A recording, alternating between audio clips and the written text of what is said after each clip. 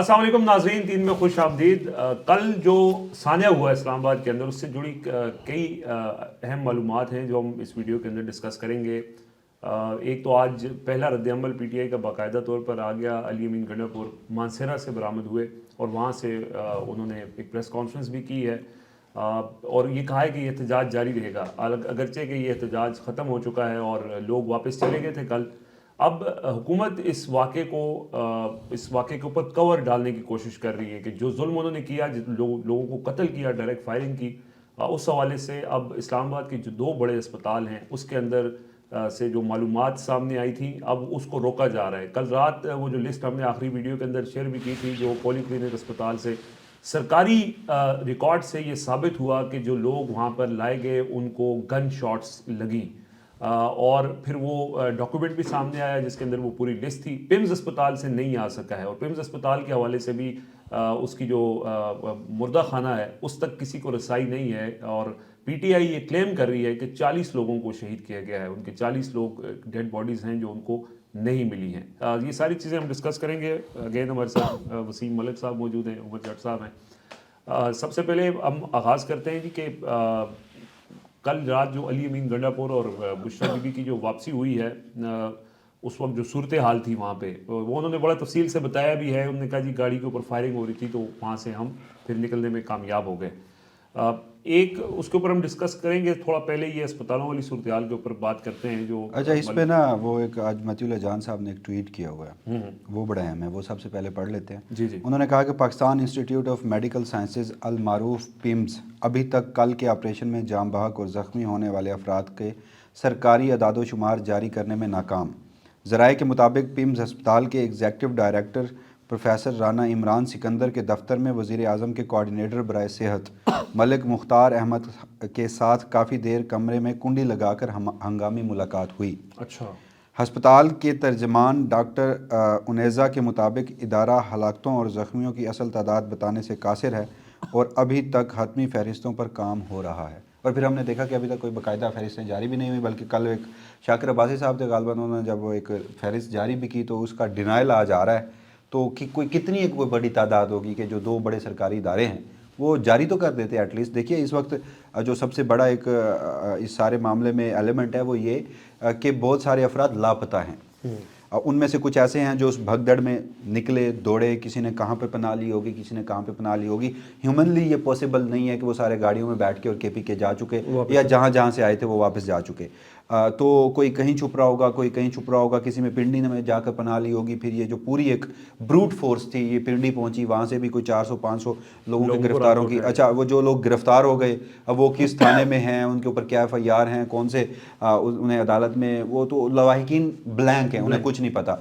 और फिर हस्पतालों में जो लोग हैं एटलीस्ट आप अगर उनमें कोई सर्वाइव कर गए हैं, उनका ट्रीटमेंट हो रहा है, ज़ख्मी हैं, बताना चाहिए लोगों को। लेकिन अगेन हम ये वो बात कर रहे हैं जो किसी महज़ब माशरे में चाहिए, जो शायद किसी महज़ब माशरे में, किसी जमहूरी माशरे में होता हो। लेकिन जो मौजूदा हमारी रजीम है, हमें अक्सर ये लाल मस्जिद के ऑपरेशन की कहानियाँ बताई जाती हैं। वो हमारे जो सीनियर सहाफ़ी हैं वो बताते हैं कि वो स्ट्रेट फायर हो रहा था लेकिन हम अपने इदारे की कवरेज के लिए यूं लेटे हुए थे, यूं कर रहे थे। इसका मतलब है कि टीवी चैनल्स उस वक्त उसको बराह रास्त दिखा रहे थे। बिल्कुल। लेकिन कल क्या हुआ, एक तो टीवी चैनल्स पे मुकम्मल ब्लैक आउट था और फिर बड़ी बदकिस्मती से हमारे वो नाम निहाद जो सीनियर सहाफ़ी, दानिश्वर, मुफक्कर, जिन्होंने इस कौम की माइंड सेट बनाना है, जो ओपिनियन लीडर हैं, वो जिस तरह एक थड़े में बैठे गुफ्तगू शख्स की गुफ्तगू होती है उससे भी घटिया, उससे भी जहलाना जो गुफ्तगू कर रहे हैं, तो ये एक बड़ा एलिमेंट है। लेकिन मुझे ये लगता है कि वहाँ से रिपोर्टर्स को निकाला गया, मतलब ये ज़बरदस्ती वहाँ से ज़बरदस्ती निकाला गया।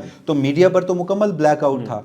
तो मीडिया पर ब्लैक आउट है, एक सियासी जमात है, उसे आप हर तरफ से घेर लेते हैं उसके कारकुनों को। अगेन हम कह रहे हैं कि वो सियासी जमात के कारकुन बाद में हैं, वो पाकिस्तान के अवाम पहले हैं, निहत्ते हैं। और इस निहत्ते होने की दलील ये है, उन्हें शरपसंद कहा गया, उन्हें कहा गया कि उनके पास असला है, उन्हें कहा गया कि वो यहाँ पर लड़ने आए हैं, रियासत का मुकाबला करने आए हैं। तो फिर हमें बताएं ना, वो बड़ी बदकिस्मती हुई, वो जो लोग शहीद हुए वो भी पाकिस्तानी थे, वो जो रेंजर्स के जवान और एक FC का एहलकार था, लेकिन वो इनकी अपनी कोताहियों की वजह से हुए, इनकी अपनी गलतियों की वजह से हुए। यानी किसी ने फायर करके उन्हें नहीं मारा। उन हलाकतों के बाद मुझे बताएं कि कल D चौक में अगर PTI के कारकुन मुसल्ला थे تو بتائیں نا آ کے کہ فلاں شخص جو ہے وہ فورسز کا ہمارا زخمی ہے، وہ جاں بحق ہو گیا، وہ شہید ہو گیا ہے. تو یا جب فائرنگ ہو رہی تھی رینجرز کی طرف سے تو جوابی فائر ہم صحافی وہاں فوٹیجز تھے، ہم صحافی بعض اوقات وہ ایک سر جنگ کا سماں تھا. میں آپ کو بتاؤں، میں کل جب ڈی چوک میں پہنچا ہوں تو مجھے تو بہت ساری چیزیں پروسیس ابھی تک پروسیس نہیں ہو رہی، ابھی تک ہضم نہیں ہو رہی. مطلب ہم ان چند لوگوں میں سے تھے جو شاید یہ سمجھتے تھے کہ نہیں یار یہ ریاست اس نہج پر نہیں جائے گی، اپنے لوگوں کے اوپر گولیاں نہیں چلائی جائیں گی. اور ہم یہ بھی سمجھتے تھے کہ یہ جو پالیسی ہے یہ کوئی بہت بڑے جو اوپر کے 4 سے 5 عہدیدار ہیں ان کی پالیسی ہے، جو نیچے ہیں وہ تو پاکستانی ہیں.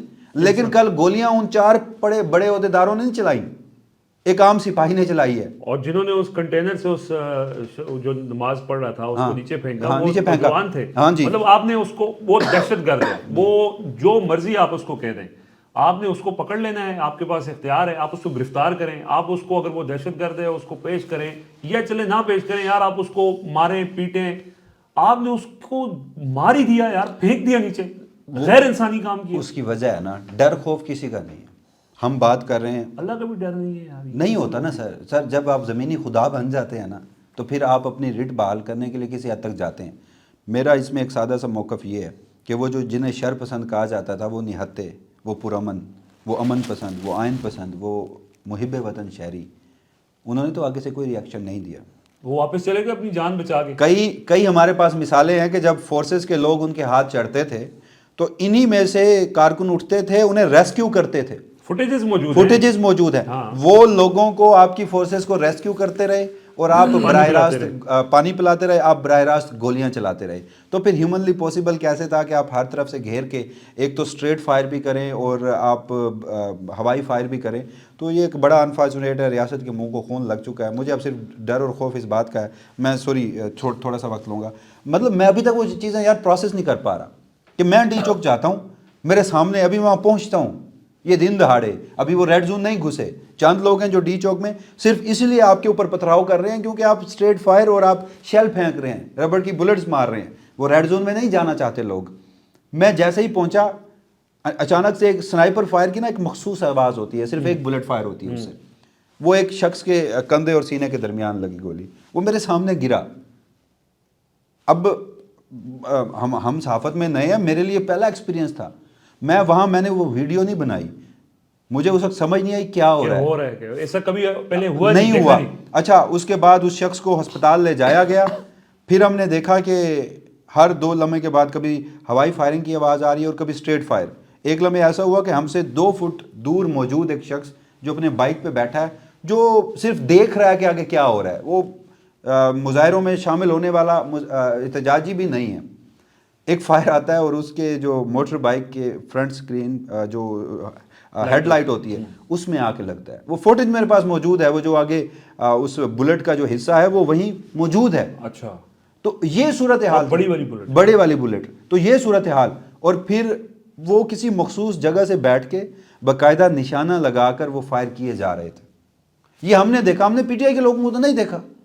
اور یہ جو آج آ کر بکواس کر رہے ہیں یہ لوگ کہ جی وہ ریاست نے کوئی بندوقوں کا استعمال نہیں کیا، فوٹیجز موجود ہیں. نہیں، اور سب سے بڑی گواہی آتی ہے، ہمارے دوست ہیں، صحافی کلیگ ہیں حسن ایوب، جو حکومت اور اسٹیبلشمنٹ کو کور کرتے ہیں اور ان کے حوالے سے جو مستند خبریں وہ دیتے ہیں. صحافی آپ نے کہا، میں احتجاج کرتا ہوں. اچھا، ایک صحافی نما کہہ دینا. میں جو بات کر رہا ہوں امپورٹنٹ، جب یہ آپریشن شروع ہوتا ہے وہ لکھتے ہیں کہ آپریشن شروع کر دیا گیا ہے اور رینجرز نے وہاں پہ جو آپریشن شروع کیا ہے اس کے نتیجے میں 100 سے زائد گاڑیاں تباہ ہو گئی ہیں اور اتنے ہی لوگوں کے سر کھول دیے ہیں. یہ جو سر کھولنے کا یہ جو آپریشن تھا اس کی تصدیق وہاں پہ کی گئی کہ 100 سے زائد لوگوں کے سر کھول دیے. یہ بات خود وہ لوگ کر رہے ہیں کہ جو ترجمان سمجھے جاتے ہیں حکومتی اداروں کے، اسٹیبلشمنٹ کے. ہمارے گاؤں دیہاتوں میں جو ترجمان یا پیغام رسانی کا کام کرتے ہیں وہ نائی ہوتے ہیں. ہم کو اب یہ کہہ سکتے ہیں، بالکل کوئی اس میں وہ بات نہیں ہے، میں آپ سے اتفاق کرتا ہوں. اچھا عمر صاحب، میں آپ کی طرف آتے ہوئے سب سے پہلے میں یہ ایک بات کرنا چاہ رہا ہوں. فہیم صاحب یہ بات کر رہے تھے کہ 3 لوگوں کی 3 جو ان کے تھے نا غلط فہمیاں، یا 3 ان کے ساتھ جو دھوکے ہوئے ہیں پاکستانی عوام کے ساتھ، وہ یہ ہوئے ہیں کہ انہوں نے پہلے یہ کہا کہ جی پاکستان میں آئین نہیں ٹوٹے گا، جو مرضی ہو جائے، آئین پہ تو عمل درآمد کرنا پڑے گا. 14 मई गुजरा, पाकिस्तान में आइन टूटा, वक्त पे इलेक्शन नहीं हुए, पहली एक गलत फहमी दूर हो गई कि भाई आइन शाइन कुछ भी नहीं होता। दूसरा ये था कि इलेक्शन होंगे तो कम से कम इलेक्शन में ये नहीं होगा कि लोग वोट एक को दें और वो उठा के किसी दूसरे को बनाएं, वो गलत फहमी दूर हो गई। तीसरी जो सबसे बड़ी गलत फहमी जो हमारी अभी बल्क साहब बात कर रहे थे कि यही था कि यार एटलीस्ट अपने लोगों पे एक गोली तो नहीं चलाएंगे। वो बदकिस्मती से वो भरम भी कल टूट गया। अब आगे क्या बचा है? रिजवान साहब, अभी जो आप गुफ्तगू आपने और वसीम ने की है ना, इसमें जिन साहब का जिक्र आया, कुछ वो उस तर्ज के लोग भी हैं और कुछ वो हैं जो वाकई में इस सारे मामले को उन्होंने हकीकत दिखाई है और वो मौजूद रहे हैं और उन्होंने इस सारी चीज़ों का सच बताया। उस पर ना दो कोट्स हैं, आप भी जानते होंगे एडवर्ड स्नोडन को। उनके ना दो कोट्स मेरी कल नज़रों से गुजरे तो मैं वो पढ़ रहा था, वो बड़े रेलिवेंट है इस सारे मामले के लिए। एक उनका कोट है कि when exposing a crime is treated as committing a crime, you are being ruled by criminals.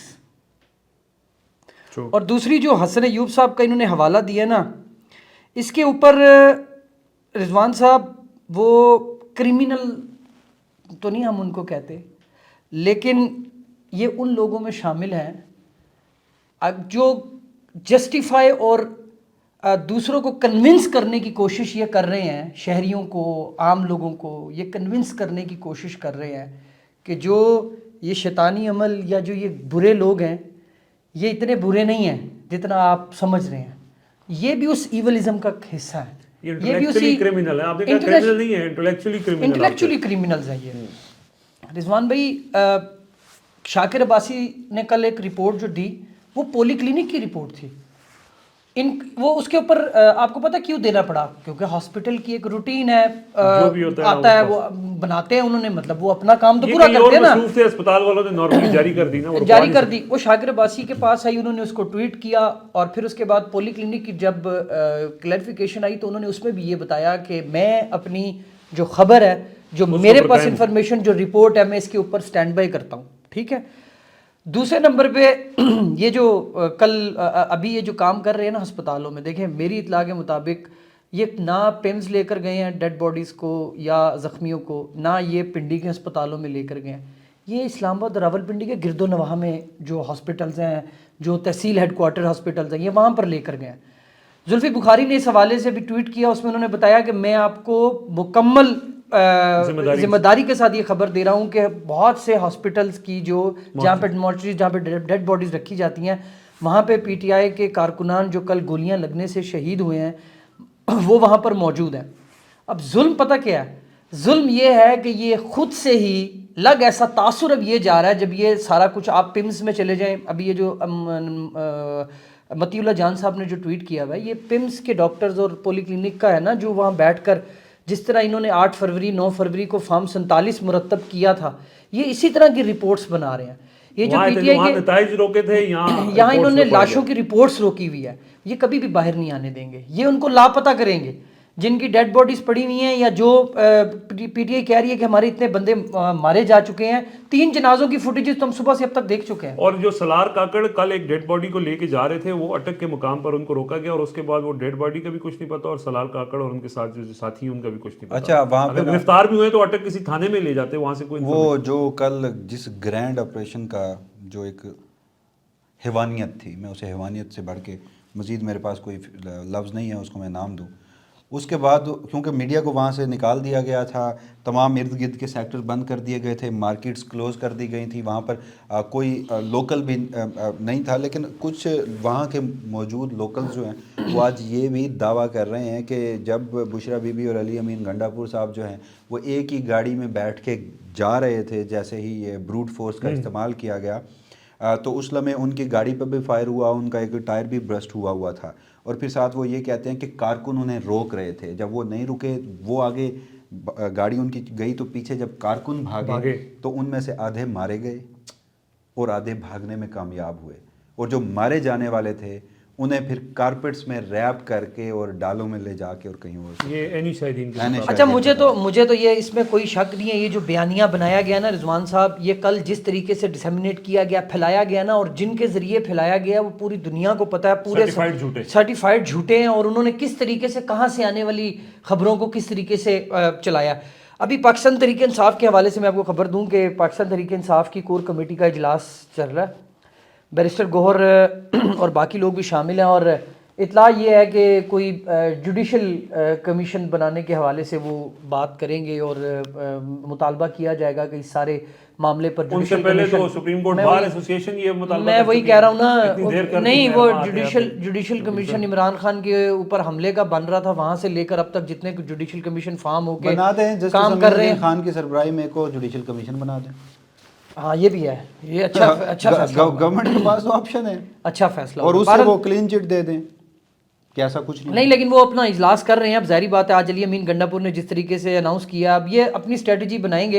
Strategy کیا بنانی ہے یار؟ عمران خان کے پاس جانا ہے اور عمران خان کو جا کے بتانا ہے کہ بھائی کیا ہوا۔ لیکن اب سوال یہ ہے کہ جس نے بتانا ہے، تو اب میں یہی بتا رہا ہوں نا، اب جس نے جو تو وہاں موجود تھا، جس کے بارے میں تو لوگوں کو پتا ہے، جو رپورٹ جائے گی، اب اگر کوئی جھوٹ بھی بولے گا تو فیصل چودھری بھی جائے گا، باقی بھی جائیں گے، بتائیں گے نا بھائی کہ باقی کدھر تھے۔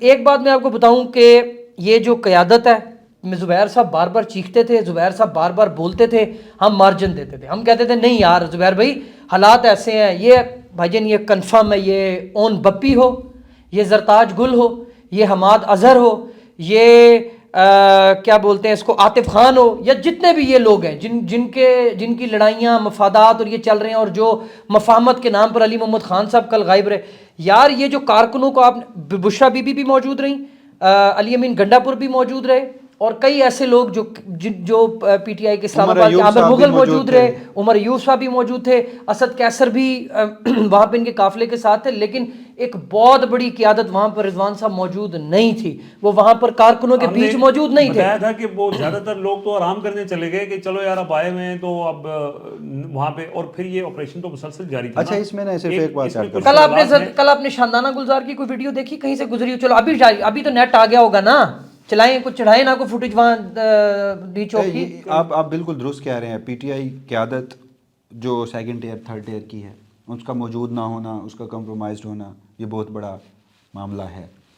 آپ درست کہہ رہے ہیں، یہ بھی بات ہو سکتی ہے، بہت سارے ہمارے دوست کہہ رہے ہیں کہ پی ٹی آئی کی اسٹریٹجی درست نہیں تھی، یار 100% بات درست ہوگی۔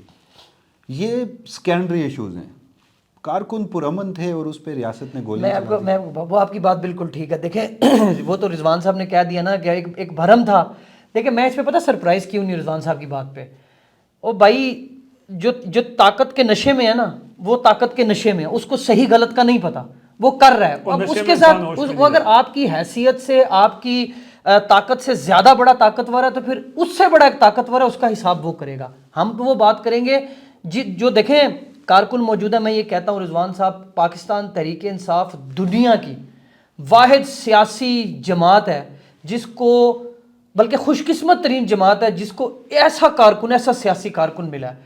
2 مرتبہ ہے، تیسری مرتبہ ہے، یہ حالات ہوئے، میں کہتا ہوں عمران خان کال دے دے پھر تیار ہو کے بیٹھ جائیں گے، اس میں کوئی شک نہیں ہے۔ اور دنیا کی بدقسمت ترین پارٹی ہے کہ اس میں عمران خان کے بعد ایک بھی بندہ جو ہے وہ ایسا نہیں پیدا ہو سکا جو اس جماعت کو آگے لے کر جا سکے اور اس کو ان کارکنوں کو سنبھال سکے۔ بڑی کمپرومائز قسم کی اور بڑی ہی بزدل قسم کی قیادت کے لیے تو نہیں نکلے نا، یہ سوال یہ ریلیونٹ ہو جاتا ہے۔ سر کھڑے تو ہونا پڑتا ہے نا، کھڑے تو ہونا پڑتا ہے۔ میں نے تو آپ کو ان لوگوں نے بٹھایا نا رضوان صاحب، ڈیرہ غازی خان کے امام نے زرتاج گل کو ایم این اے بنایا نا، یہ زرتاج گل کو ایف سی پی ایس کا امتحان دے کے آئی ہے۔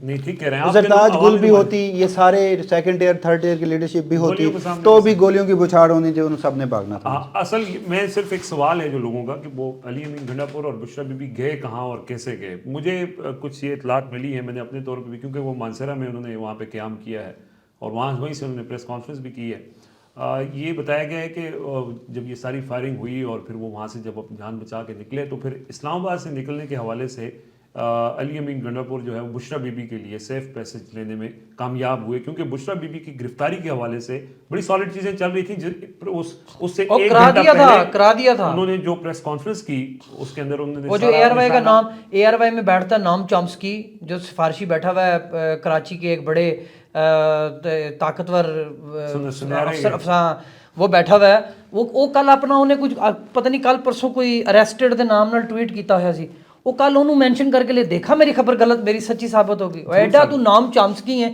تیری گل کر لے نہیں سن دے نہیں وہ اصل میں وہ جو بات کرتا ہے پلان یہی تھا اریسٹ کرنے کا تو سب کی جگہ سے لیکن ہے نا علی سب امین کی گڈا جگہ اور سے بشرا بی بی کو بچا کے نکالنے میں کامیاب ہوئے ہیں.